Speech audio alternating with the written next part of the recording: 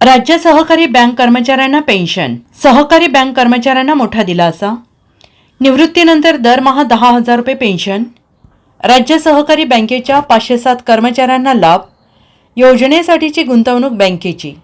Bank कर्मचाऱ्यांकडून कोणतेही योगदान घेणार नाही. कर्मचाऱ्यांची काळजी बँक घेणार. महाराष्ट्र राज्य सहकारी बँक यांनी आपल्या कर्मचाऱ्यांना निवृत्तीनंतर पेन्शन देण्याचा निर्णय घेतला आहे. दर महिन्याला 10,000 रुपये एवढी पेन्शन निवृत्तीनंतर कर्मचाऱ्याला मिळणार आहे. त्यामुळे 507 कर्मचाऱ्यांना याचा लाभ होणार आहे.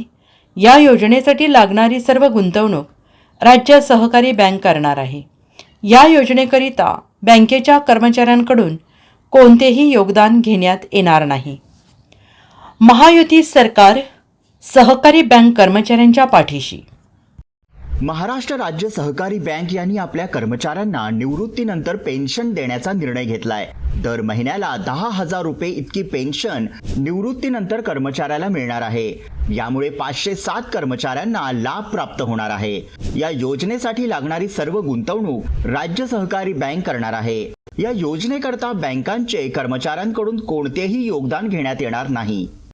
Bureau report, SBN Marathi, Mumbai.